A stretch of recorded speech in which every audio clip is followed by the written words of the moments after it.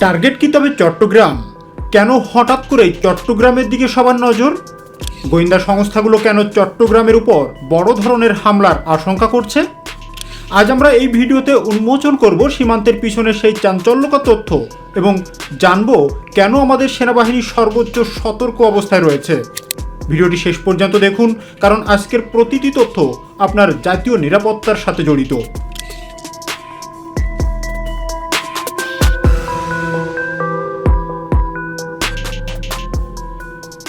দক্ষিণ এশিয়ার আকাশে কি তবে যুদ্ধের কালো মেঘ ঘনীভূত হচ্ছে? ভারত বাংলাদেশ সীমান্তে হঠাৎ করেই কেন বাজছে রণদামাম্মা? গত কয়েকদিন ধরে সীমান্ত জুড়ে যে পরিস্থিতি তৈরি হয়েছে তাতে সাধারণ মানুষের মনে একটাই প্রশ্ন, আমরা কি তবে একটি রক্তক্ষয়ী যুদ্ধের দ্বারপ্রান্তে দাঁড়িয়ে? সম্প্রতি গত শনিবার রাতে ভারতের দিল্লির কূটনৈতিক এলাকায় নিরাপত্তা বেষ্টনী ভেদ করে বাংলাদেশ হাই কমিশনের সামনে গিয়ে বিক্ষোভ করছে হিন্দু চরমপন্থীদের একটি দল। রবিবার দুপুর নাগাদ বাংলাদেশের কয়েকটি সংবাদ মাধ্যম এই খবর দিলেও ভারত কিংবা বাংলাদেশ কর্তৃপক্ষের তরফে কোনো পক্ষ থেকেই প্রথমে বিষয়টি নিশ্চিত করা হয়নি। বিকেল নাগাদ প্রথমে ভারতের পররাষ্ট্র মন্ত্রণালয়ের মুখপাত্র ফেসবুকে এ নিয়ে একটি বিবৃতি দেন, আর তার কিছু পরই বাংলাদেশের অন্তর্বর্তী সরকারের পররাষ্ট্র উপদেষ্টা একটি ব্রিফ করেন। তারপরই জানা যায় শনিবার রাতে দিল্লির চাণক্যপুরীতে, যেখানে বাংলাদেশ হাই কমিশনের অফিস, সেখানে একদল হিন্দু চরমপন্থী নিরাপত্তা বেষ্টনী পেরিয়ে ঢুকে পড়েছিল। এ সময় ভারতে নিযুক্ত বাংলাদেশের হাই কমিশনার রিয়াজ হামিদুল্লাহকে হুমকি দেওয়ার ঘটনা ঘটেছে বলে অভিযোগ করেছেন বাংলাদেশের পররাষ্ট্র উপদেষ্টা তৌহিদ হোসেন। তবে ভারতের পররাষ্ট্র মন্ত্রণালয়ের মুখপাত্র রণধীর জয়সওয়ালকে উদ্ধৃত করে ফেসবুকে দেওয়া বিবৃতিতে দাবি করা হয়েছে, একদল যুবক বাংলাদেশ হাই কমিশনের সামনে বাংলাদেশের ময়মনসিংহে দীপুচন্দ্র দাসের ঘটনার প্রতিবাদ করে স্লোগান দিয়েছে, কিন্তু বেষ্টনী ভেদ করা বা নিরাপত্তা পরিস্থিতি তৈরির কোনো চেষ্টা ছিল না। যদিও ভারতের এই মন্তব্য নাকচ করে দিয়েছে তৌহিদ হোসেন।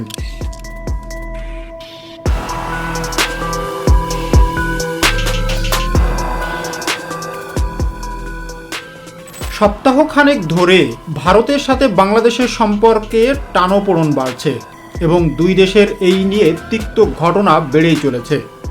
গত 12ই ডিসেম্বর ইনকিলাব মঞ্চের মুখপাত্র শরীফ ওসমান হাদি গুলিবিদ্ধ হন এবং তার সন্দেহভাজন হামলাকারী ভারতে পালিয়েছেন এমন খবর সামাজিক যোগাযোগ মাধ্যমে চাউর হওয়ার পর ঢাকায় মূলত ভারত বিরোধী প্রচারণা নতুন করে গতি পেয়েছে। এছাড়াও 19শে ডিসেম্বর রাতে বাংলাদেশের ময়মনসিংহে জেলায় ভালুকার দীপুচন্দ্র দাস নামে হিন্দু ধর্মাবলম্বী একজন পোশাক শ্রমিককে ধর্ম নিয়ে কটূক্তির অভিযোগ তুলে দলবদ্ধ হয়ে পিটিয়ে ও পুড়িয়ে হত্যা করা হয়েছে। যদিও এই ঘটনায় ধর্ম অবমাননার কোনো প্রত্যক্ষ প্রমাণ পাওয়া যায়নি বলে জানিয়েছে র্যাপিড অ্যাকশন ব্যাটালিয়ন বা র্যাব। এ ঘটনায় এখনও পর্যন্ত 10 জনকে আটক করেছে র্যাব ও স্থানীয় পুলিশ। ভারতের পররাষ্ট্র মন্ত্রণালয়ের বিবৃতিতে আরও বলা হয়েছে, পুলিশ কয়েক মিনিটের মধ্যেই ওই যুবকদের দলটিকে ছত্রভঙ্গ করে দিয়েছে। বিবৃতিতে উল্লেখ করা হয়, ওই ঘটনার ভিজুয়াল এভিডেন্স জনগণের জন্য উন্মুক্ত, চাইলে সেটি যে কেউ দেখে নিতে পারেন।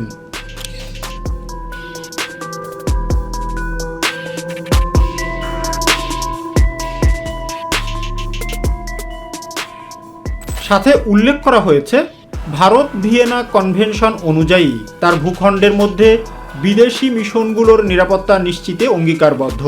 এছাড়া বাংলাদেশের সংখ্যালঘুদের উপর আক্রমণে ভারত উদ্বিগ্ন উল্লেখ করা বিবৃতিতে বলা হয়েছে, বাংলাদেশের সাম্প্রতিক ঘটনাবলীর দিকে ভারত নিবিড় দৃষ্টি রাখছে। সাথে দীপুচন্দ্র দাসের হত্যাকারীদের বিচারের আওতায় আনার দাবিও জানানো হয় বিবৃতিতে। এছাড়াও গত কয়েক সপ্তাহ ধরে বাংলাদেশ ভারত সীমান্তে এক অস্থির পরিস্থিতি বিরাজ করছে। বিশেষ করে সিলেট ও কুমিল্লা সীমান্তের ওপারে ভারতীয় সশস্ত্র বাহিনীর অস্বাভাবিক আনাগোনা লক্ষ্য করা গেছে। স্থানীয় বাসিন্দাদের মতে রাতের আধারে ভারী অস্ত্রশস্ত্র এবং সাজোয়া যান সীমান্তের কাছাকাছি অবস্থান নিচ্ছে।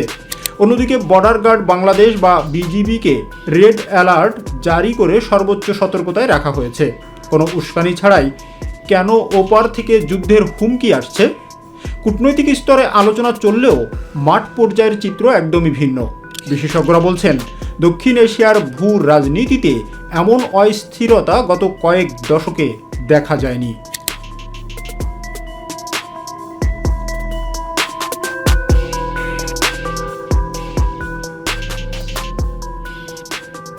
এখন প্রশ্ন হলো, হামলার আশঙ্কা থাকলে কেন চট্টগ্রামকে টার্গেট করা হচ্ছে? এর পিছনে রয়েছে গভীর সামরিক ও অর্থনৈতিক কৌশল। চট্টগ্রাম বন্দর বাংলাদেশের অর্থনীতির প্রাণকেন্দ্র। আমাদের দেশের আমদানিকৃত এবং রপ্তানিকৃত পণ্যের সিংহভাগই এই বন্দরের উপর নির্ভরশীল। যদি কোনোভাবে চট্টগ্রামে অস্থিরতা তৈরি করা যায়, তবে পুরো বাংলাদেশের অর্থনীতি কয়েকদিনে ধসে পড়বে। ভারতের উত্তর পূর্বাঞ্চলীয় রাজ্যগুলো বা সেভেন সিস্টার্স এর জন্য চট্টগ্রাম একটি ট্রানজিট পয়েন্ট হিসাবে গুরুত্বপূর্ণ।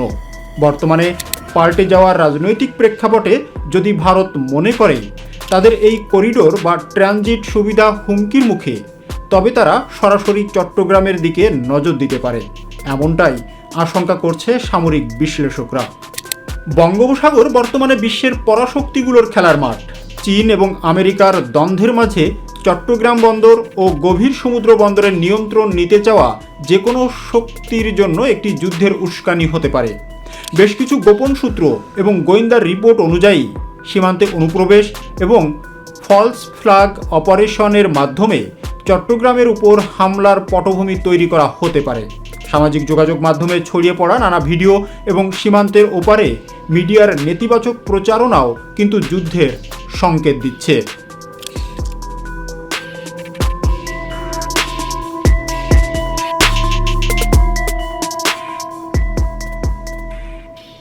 বিশেষজ্ঞদের মতে সরাসরি সম্মুখ যুদ্ধ না হলেও সার্জিক্যাল স্ট্রাইক বা আকাশপথে হামলার একটা প্রচ্ছন্ন হুমকি কিন্তু থেকেই যায়। চট্টগ্রামের পাহাড়ি অঞ্চল এবং কৌশলগত পয়েন্টগুলোতে হঠাৎ করেই কেন ড্রোন দেখা যাচ্ছে? এটি কি তবে কোনো বড় হামলার আগের রেকি?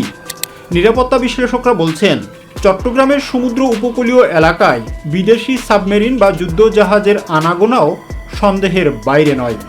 তবে শত্রু যে পক্ষই হোক না কেন, বাংলাদেশ সেনাবাহিনী এক চুলও ছাড় দিতে রাজি নয়। দেশের সার্বভৌমত্ব রক্ষায় সেনাবাহিনী প্রধানের নির্দেশে চট্টগ্রাম এবং তার সংলগ্ন পাহাড়ি এলাকায় মোতায়েন করা হয়েছে অতিরিক্ত সৈন্য। চট্টগ্রামের গুরুত্বপূর্ণ স্থাপনা রক্ষায় সক্রিয় করা হয়েছে অত্যাধুনিক এয়ার ডিফেন্স সিস্টেম। রাডার ইউনিটগুলো 24 ঘন্টা আকাশসীমা পর্যবেক্ষণ করছে। বঙ্গোপসাগরে বাংলাদেশ নৌবাহিনীর যুদ্ধজাহাজগুলো প্রস্তুত রয়েছে।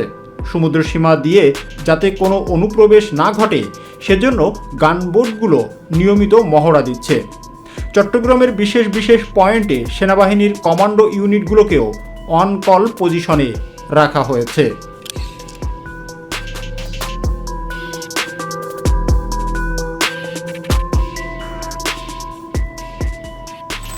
দেশের 1 ইঞ্চি মাটিও যাতে অন্য কারো হাতে না যায় সেজন্য জওয়ানদের মাঝে দেখা গেছে তুখোড় মনোবল।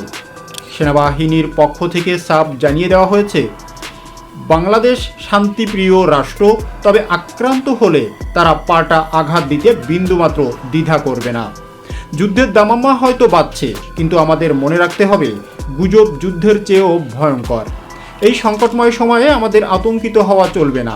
সোশ্যাল মিডিয়ায় কোনো তথ্য যাচাই না করে শেয়ার করবেন না। দেশের সার্বভৌমত্ব রক্ষার প্রশ্নে আমাদের সকল ভেদাভেদ ভুলে সেনাবাহিনীর পাশে দাঁড়াতে হবে। ভারত বাংলাদেশ যুদ্ধ কি সত্যি অবধারিত? আন্তর্জাতিক মহলের হস্তক্ষেপ কি এই উত্তেজনা কমাতে পারবে, নাকি চট্টগ্রামের উপর নেমে আসবে কোনো বড় বিপদ? আপনাদের মতামত আমাদের কমেন্ট বক্সে জানাবেন। আপনি কি মনে করেন আমাদের সেনাবাহিনী যে কোনো হামলা মোকাবেলায় প্রস্তুত? আমাদের চ্যানেলটি সাবস্ক্রাইব করুন এবং এই ধরনের আরও গভীর বিশ্লেষণমূলক ভিডিও পাওয়ার জন্য চ্যানেলটি সাবস্ক্রাইব করে বেল আইকনটি প্রেস করতেও ভুলবেন না। খুব শীঘ্রই দেখা হবে আপডেটেড কোনো বিষয় নিয়ে। ধন্যবাদ।